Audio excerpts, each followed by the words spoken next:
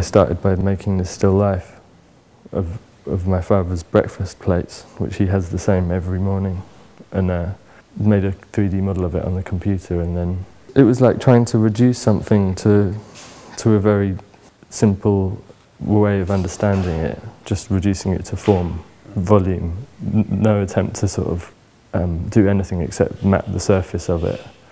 A sort of knowingly inadequate way of trying to depict something.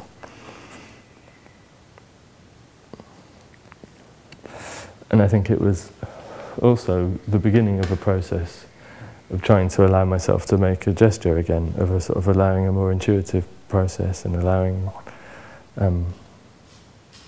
more spontaneous things to happen. But it was, it was years.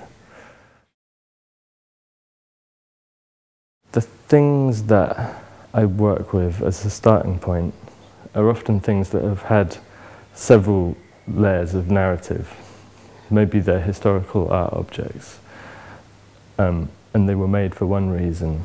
But then, over the years, maybe that original meaning has got lost. So quite often the objects that I use are things that are part of a very particular culture from a historical period of art, but then that meaning slowly gets eroded, and then usually the specific objects I choose are ones that have then gathered another layer of narrative. They may have been destroyed like one was destroyed in the bombing of Dresden, or one was stolen by Picasso from the Louvre and then remodeled. Often there's a starting point for a sculpture or a painting, which is something very specific with a particular narrative, but often that narrative, during the process of making it, becomes almost completely incidental. And I suppose that's the point. This one is more explicit as well, that it's gestural and it's painterly, but it also has this reference to it being a digital image at some point. It has this kind of feeling that the gesture is mediated by the way it's been received. It sort of looks pixelated, but not. The actual act of making it becomes about this kind of sharpening, and also about this erosion. There's a sort of loss of information, and then there's a kind of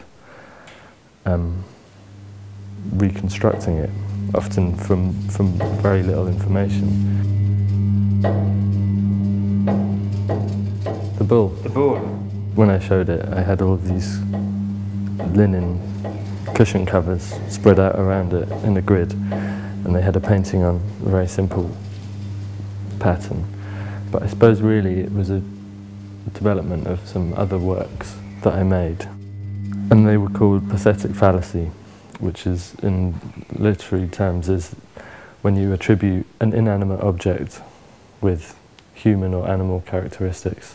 It was based on a woolly mammoth, but it had been reduced and hacked away at, until all you were left with was a sort of geometric lump.